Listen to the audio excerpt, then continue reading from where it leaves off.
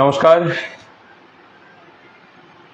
পশ্চিমবঙ্গের বুকে এক নতুন অধ্যায়ের সূচনা হলো। বিগত 15 বছর ধরে যে অপশাসন চলছিল, দপ্তরে দপ্তরে সমাজের প্রত্যেকটা স্তরে যে থ্রেড সিন্ডিকেট চলছিল, কারখানায়, কলেজে, অফিসে, রাস্তাঘাটে, সরকারি অফিসগুলোতে, বেসরকারি প্রতিষ্ঠানগুলোতে, সেই থ্রেড সিন্ডিকেটের অবসান ঘটেছে কাটমানি সিন্ডিকেটের। পশ্চিমবঙ্গের এমন কোনো ক্ষেত্র ছিল না, এমন কোনো বাজার ঘাট, এমন কোনো রাস্তা, এমন কোনো অফিস ছিল না যেখানে কাটমানি সিন্ডিকেটের দাপট ছিল না। আমরা সরকারি কর্মচারীদের প্রতিনিধি হিসাবে এই সরকারি দপ্তরে এবং রাজ্যব্যাপী বিস্তৃত যে থ্রেড কালচারের এবং কাটমানি সিন্ডিকেটের যে জাল, সেই জালকে ছেনার চেষ্টা করেছি। এবং সেই কারণের জন্য আমাদের সহকর্মী, এক শ্রেণীর সহকর্মী যারা আবার দপ্তরে দপ্তরে কর্মরত, তাদের বিরুদ্ধে আমাদেরকে লড়াই করতে হয়েছে। লড়াই আমরা ভবিষ্যতেও করব। যে কোনো মূল্যে এই রাজ্যটাকে আমাদের ভবিষ্যৎ প্রজন্মের জন্য একটা সুন্দর, এগিয়ে থাকা এবং একটা উদাহরণযোগ্য একটা রাজ্যে পরিণত করার জন্য যা করার সেটা আমরা করে যাব। এই যে বদল, এই যে পরিবর্তন, একটা উন্নাসিকতা, একটা অহংকার যে সাম্রাজ্যের শিরোপা ছিল, তাকে ভেঙে চুরমার করার ক্ষেত্রে সংগ্রামী যৌথ মঞ্চের নেতৃত্বে রাজ্যের কর্মচারী এবং শিক্ষক শিক্ষিকারা যে ভূমিকা গ্রহণ করেছেন, তার জন্য রাজ্যের প্রত্যেক শিক্ষক শিক্ষিকা, কর্মচারী সহ সকলকে আমার পক্ষ থেকে নতমস্তকে প্রণাম নিবেদন করছি। এই প্রথম আমার মনে হয় এমন হলো যে কর্মচারীরা নিজেদের দাবি দেওয়ার জন্য এতটা ঐক্যবদ্ধভাবে কোনো সরকারকে বদলের জন্য ভোট দিলেন। কর্মচারীদের ভোটটা এতটা কনসলিডেট হয়ে কোনো দিকে পড়লো, পশ্চিমবঙ্গের স্বাধীনতার ইতিহাসে মনে হয় প্রথম হলো এটা। কিন্তু এখন অনেক পথ চলা বাকি বন্ধু। 4 তারিখে যখন রেজাল্ট বেরোলো,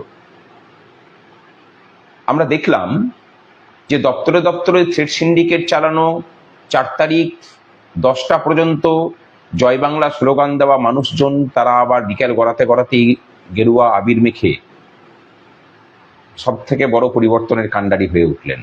এবং দপ্তরে দপ্তরে এরাই কিন্তু আবার নতুন করে দায়িত্ব নিয়ে আবার নতুন করে থ্রেড কালচার এবং এই কাটমানির সিন্ডিকেটের বিস্তার ঘটাতে চাইছেন।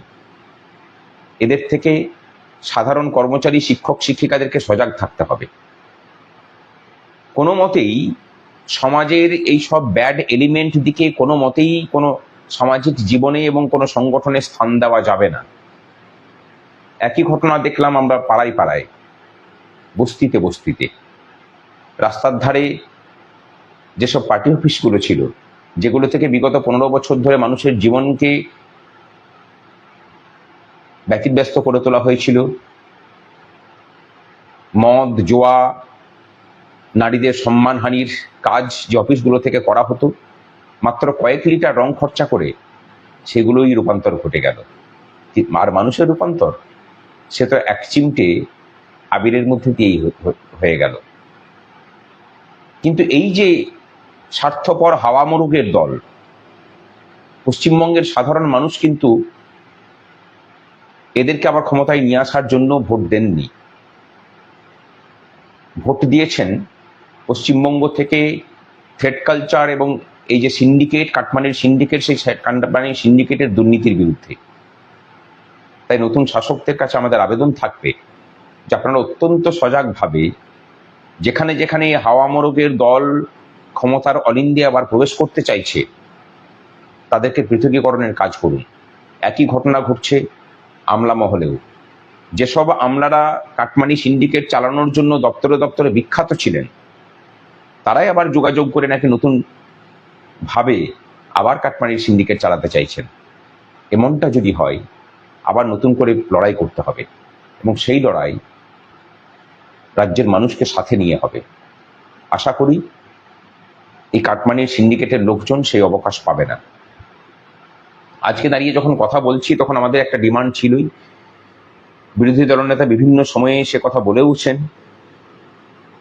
যে আমরা এলে পরে সমস্ত ওএমআরকে পাবলিশ করা হবে, এসএসসি 2016 আজকে পাবলিশড হয়েছে।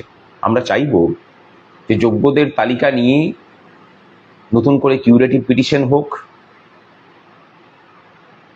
এই প্যানেলের মধ্যে যারা যোগ্য, যাদের বিরুদ্ধে কোনো অভিযোগ নেই, তাদেরকে আবার চাকরিতে পুনর্বহাল করার জন্য সরকার অন্তত পদক্ষেপ গ্রহণ করুক। এবং যে কথাটা সংগ্রামী যৌথ মঞ্চ প্রথম দিন থেকে বলে আসছিল, অর্থাৎ সমস্ত ওএমআর প্রকাশ, আজকে সেটা সফল হলো। আর আমরা কি দেখলাম, যে যোগ্য শিক্ষক শিক্ষিকা অধিকার মঞ্চের চিন্ময় মণ্ডল সহ মেহবুব মণ্ডলরা নিজেদের মামলা লড়ার থেকে বেশি করে সংগ্রামী যৌথ মঞ্চকে গালাগালি করেছেন, ভোটের রেজাল্ট বেরোনোর পরেই তারাই হয়ে উঠেছেন পরিবর্তনের কাণ্ডারির সব থেকে বড় ধারক এবং বাহক। ভুলে যাবেন না সাথী, এরাই কিন্তু রেড কার্পেট বিছিয়ে প্যানেল খারিজ হওয়ার পরে 3 দিনের মধ্যে ইনডোর স্টেডিয়ামে লোকজনকে ডেকে মুখ্যমন্ত্রীকে দিয়ে নাটক করিয়েছিলেন। এবং সেই সভার ভিতরে আমাদের ছেলেপিলেরা, বিশেষ করে পঙ্কজ, সুমন, রাজীব হাঁসদা, এরা গিয়ে যখন প্রতিবাদ করেছিল, তখন এদেরকে কণ্ঠরোধ করেছিল, তারা তো চুপচাপ দাঁড়িয়ে দাঁড়িয়ে দেখেছিলেন। প্রাক্তন বিচারপতিকে গো ব্যাক স্লোগান দেওয়া, শুভেন্দু অধিকারী যখন গিয়েছিলেন বিরোধী দলনেতা হিসেবে, তাকে গো ব্যাক স্লোগান দেওয়া। পশ্চিমবঙ্গের এইসব স্বার্থপর মানুষদের এত হাওয়া বদলের জন্যই মনে হয় সমাজটা এত ধসে গেছে, তার সর্ব অঙ্গ থেকে এত বেশি রোগের দুর্গন্ধ বেরোচ্ছে। এই সমাজটাকে, এই ব্যবস্থাকে যদি শুদ্ধ করতে হয়, তাহলে এই সব ব্যাড এলিমেন্টদেরও চিহ্নিত করতে হবে। আর কোনো অযোগ্য ব্যক্তিকে দিয়ে কোনো যোগ্যের লড়াই যেমন হয় না, কোনো অসৎ ব্যক্তির হাতে কোনো সৎ উদ্দেশ্যের প্রতিষ্ঠা হতে পারে না। অন্তত এদেরকে দেখে সেটা বোঝা যাচ্ছে। আমরা চাই নতুন সরকার তাদের দেওয়া প্রতিশ্রুতি পালন করুক। আমরা সংগ্রামী যৌথ মঞ্চ তাদের সাথে সম্পূর্ণরূপে কোঅপারেশন করে নতুন বাংলা গড়ার কাজে সমস্ত রকম সহযোগিতার হাত বাড়িয়ে দেব। অনেকে জিজ্ঞাসা করছেন আমাদের অবস্থান কি হবে। আমরা যেমন দল রাজনীতির বাইরে থাকা রাজনীতি সচেতন কর্মচারী সংগঠন ছিলাম, যাদের প্রথম এবং শেষ কাজ কর্মচারীদের স্বার্থ রক্ষা, রাজ্যের মানুষের স্বার্থ রক্ষা এবং সমস্ত ধরনের দুর্নীতির প্রতিবাদ করা, সেই পথে আমরা চলতে থাকব। আপনারা যারা সংগ্রামী যৌথ মঞ্চের সাথে যুক্ত হতে চাইছেন,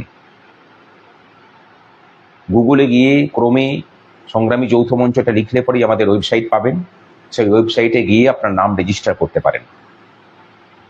দপ্তরে যারা সংগ্রামী যৌথ মঞ্চের শাখা খুলতে চাইছেন, আমরা খুব তাড়াতাড়ি নাম্বার দেব, তাদের সাথে যোগাযোগ করে সেই কাজ আপনারা করতে পারেন। কিন্তু একটাই কথা বলি, রাজ্যের মানুষকে এটা আশ্বাস দিতে চাই, বিগত 15 বছর ধরে যেসব কর্মচারী এবং শিক্ষকরা দুর্নীতির সাথে জড়িত থেকে রাজ্যের মানুষের ট্যাক্সের টাকাকে আত্মসাৎ করেছেন, তাদের কোনো রকম কাউকে কোনো স্থান সংগ্রামী যৌথ মঞ্চ তার কোনো স্তরেই দেবে না, আপনারা নিশ্চিত থাকতে পারেন। আমাদের লড়াইয়ের সর্বাগ্র ধাপ দুর্নীতির বিরুদ্ধে লড়াই। কারণ আমরা মনে করি দুর্নীতিমুক্ত বাংলা হলেই রাজ্যের মানুষ সরকারের প্রকৃত অর্থ এবং একটা সরকারের প্রকৃত পরিষেবা সেটা অনুভব করতে পারবে। আজ এটুকুই। আগামী দিনে এই রাজ্যটাকে যদি সুন্দর করতে হয়, আপনাদের সকলের সক্রিয় সহযোগিতা প্রয়োজন। প্রত্যেকটা ক্ষেত্রে সাধারণ মানুষের যোগদান প্রয়োজন। সাধারণ মানুষ সচেতন হলেই রাজ্যটা সুন্দর হবে। ভালো থাকুন, সুস্থ থাকুন সকলে।